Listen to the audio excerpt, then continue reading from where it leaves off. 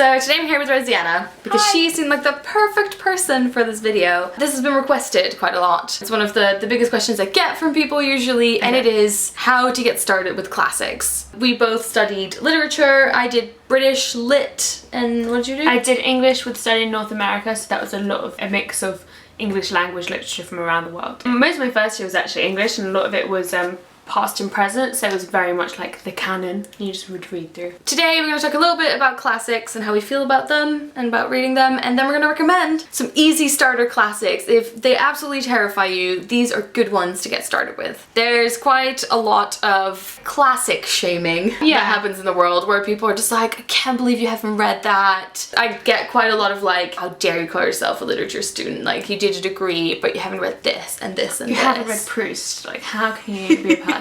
Yeah, like it makes people really scared to admit they haven't read stuff. People lie, that's the thing, like they do these things all the time in newspapers, like how many books have you lied about reading, and people lie, that's not always why would you? There. Like we have to get away from that. And the fact, like this is something that I'm sure we're going to come on later, but I'm just going to throw it in here. The canon is made up of many white old men, many white English men as well, and very kind of privileged perspective. And it's the same with the sort of shame of young adult literature or anything else. I think, you know, it's the same with films. You enjoy what you enjoy and you do it. Yeah. And that's absolutely fine. These are fantastic books. The ones we're going to talk about today I think are wonderful, wonderful books. But classic isn't the only mark of quality, and it just makes me really sad. But there's like contemporary fiction is fantastic, like romantic fiction is fantastic, historical fiction is fantastic. It's like, and you read to enjoy it. Yes. So if you're not enjoying it. So if you're classic shaming, we've all been there. We've all classic shamed and like grammar shamed. You know, just maybe stop. I feel like people also just say like, oh, classics are so hard and difficult. And especially if you had to do them in school and you're just like, ugh. You might have read some that you don't like, but here are some of our favorites. Yes. That are good starters. Do you want to go first? Yeah. I love this edition. So this is The Picture of Dorian Gray by Oscar Wilde. Oscar Wilde across the board is a very great one to get started with because he's so funny. And even though his stories, like this one has a very dark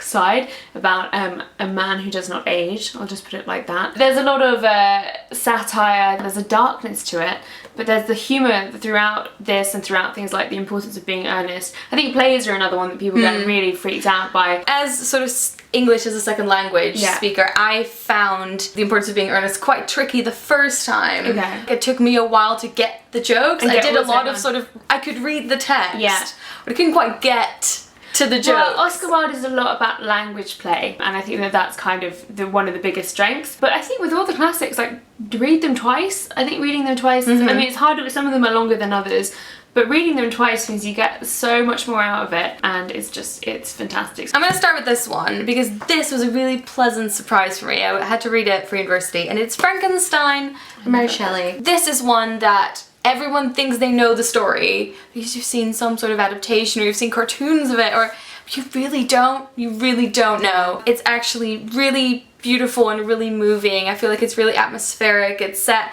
partly in Switzerland and partly in Italy, I want to say. My favorite thing about this book is that it is told as a sort of layered story. So you start all the way in the outside, and then it's basically like someone tells a story, so you go one layer deeper. And then within that story, someone else tells a story, and you keep going in and in and in until you reach the middle and you're the deepest in, and then you start going out, out, out, out, out. It's great. It's got that real sense of like oral history, which I love, and I love it. And it's a surprisingly easy read. The beginning, the language, like the first 2 chapters might be a bit tricky, but once you get in it, it's really compelling. It's not that big, and I absolutely adore it. So the next one I picked was Sir Arthur Conan Doyle's The Adventures of Sherlock Holmes and the Memoirs of Sherlock Holmes. If you like thrillers or detective stories, but you haven't actually read the original Sherlock Holmes, then you absolutely must. The stories are relatively short. They're also really funny. There's a lot of sarcasm, which is what I look for in all stories, really. And there are some great classic moments as well, like if you recognise on the front of this cover.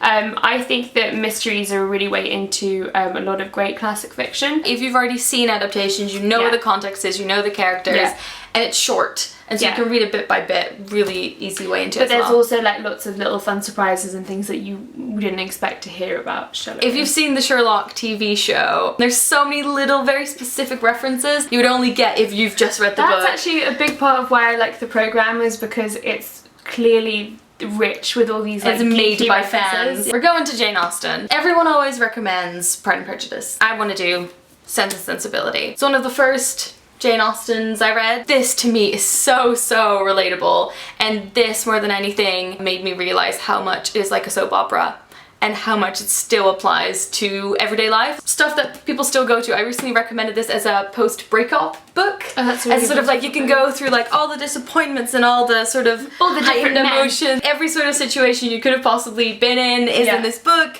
but it also ends with like hope. It's about two sisters and their mother and what happens when their father dies, and none of the possessions are left to them because they're women. They have to move into a cottage, and sort of on their journey of adapting to this new life, some men come into their life and go out of their life, and the sisters are complete opposites and they deal with things very differently. Language isn't too difficult. It's quite funny as well. It's just a lovely story. So probably my first interaction with Jane Austen was by seeing Sense and Sensibility, the film, which was starring Emma Thompson but also written by her, and it's Ang Lee, I think, directed it, and it is one of my favourite films of all time, and I've seen it so many times, and that is another great way to get into it. Like we were saying with Sherlock, the TV show, if you find it really daunting, just like watch the film first. That's what I'm doing with Shakespeare. I'll read a bit and then I'll watch a bit of the adaptation. I'm like, okay, I got it till there. Yeah. I get it. And then you read the next bit and you sort of go on. Of course it's never going to be like a perfect, like, fidelity-wise adaptation,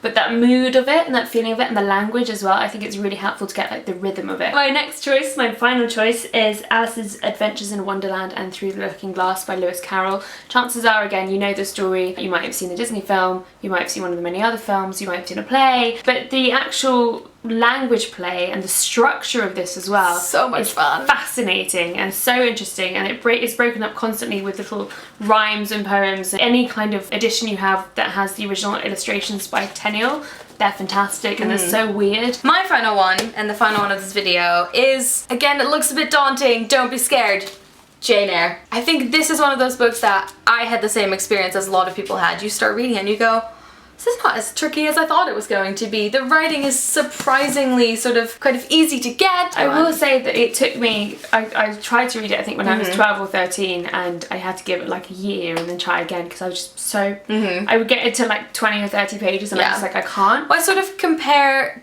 to Wuthering Heights. To me, Wuthering Heights is like a struggle, but worth it, but absolutely worth it.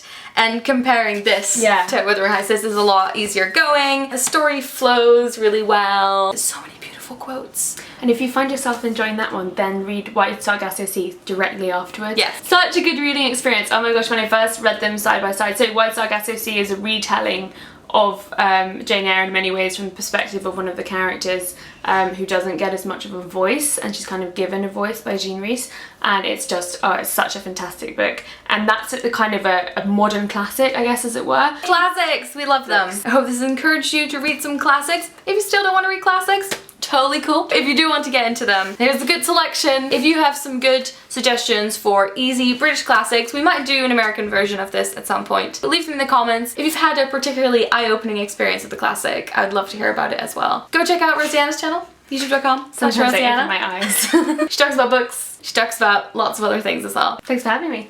No problem. Thanks for being in the video. Thanks. Dewey!